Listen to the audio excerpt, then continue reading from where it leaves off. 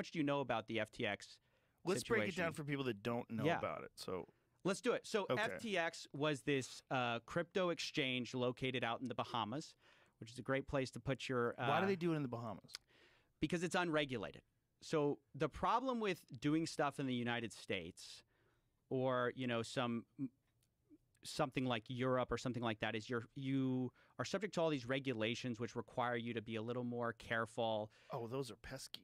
Yeah, Get they're annoying. So we don't need that. The famous example is like Coinbase is in America and they have to file all these forms. They're a regulated entity. They're a publicly traded company, so they have to report everything. So if you're offshore, you can kind of not do any of that. You can play fast and loose.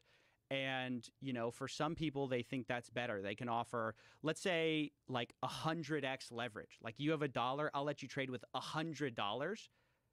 And that's going to be like one reason you come to my offshore exchange. I can offer you more leverage than the guys who are like, you know, Coinbase or something like that. Right. So FTX launches. Let's start with who Sam Bankman-Fried is. He's kind of at the center of all of this. Sam Bankman-Fried is this guy who he's the son of two Harvard lawyers. Then he comes up, prep school. He's kind of like built for success, right? He goes to MIT, goes to Jane Street as this quantitative trader. And then he goes into the crypto space and he launches FTX. He's very young, right? How old is he? I think he is young. I'm not, maybe you can look that up, Jamie. 31. He launches Alameda Research first, which is just like this trading firm, which basically the idea here is we have some ideas, we're going to raise a little bit of money, and we're going to do these trades that are profitable in crypto. So the way he first made his money was he did something where he bought Bitcoin in the U.S. and then he sold it on these Japanese exchanges where it was worth more. So he was arbitraging this difference in prices. And then after he made his money that way, he launches FTX in 2019. And that's a crypto platform where honestly, you can make a lot more money than just with a trading firm. So FTX quickly skyrockets in popularity. They bring on people like Tom Brady to promote it, Larry David in the Super Bowl. They kind of get buy-in from all these big sort of names and also reputable people like BlackRock, Sequoia Capital. They all invest in this guy. Kevin O'Leary famously promoted it for like $18 million. They gave him $18 million to promote it? He says he lost it on the platform. He says the $18 million was on FTX or whatever, and he never got $1 out of it. But that was what the deal was for. So they were paying everybody to promote this FTX crypto exchange. And the idea is this is the next big thing, right? And this is where you're going to make money.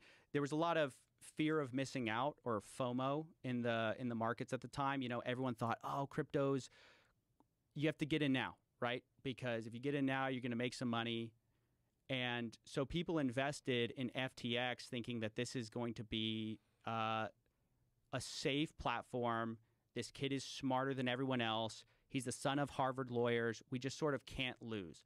And nobody paid attention to some of the red flags that were going on until ultimately it was too late.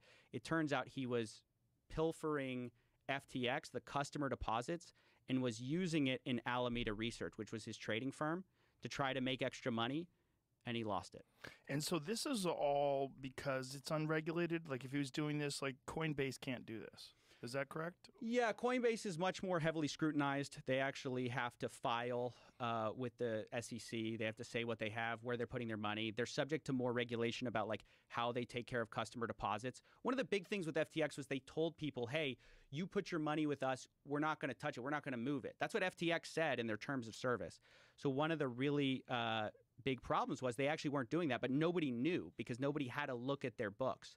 Like it was very opaque. Nobody knew what was going on behind the scenes. So even though they said like, we're not going to touch your money, as soon as you deposited Bitcoin, I mean, I talked to some of the insiders at Alameda. They said they had this backdoor system to where they could see you, Joe, deposit a Bitcoin on FTX. They could grab that Bitcoin and start trading with it immediately.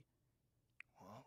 even though they were never supposed to be able to touch your money, obviously. That was the whole point. It's like, you deposit with us, we're not going to do anything with your money. It's your money. It's like a deposit. Like it's almost like a bank. Like you deposit with a bank. Your bank isn't supposed to go ahead and take your money and go start trading with it unless, you know, obviously we have FDIC insurance, stuff like that. But like they didn't have that. They just take your money, go trade with it, and that's where the disaster started.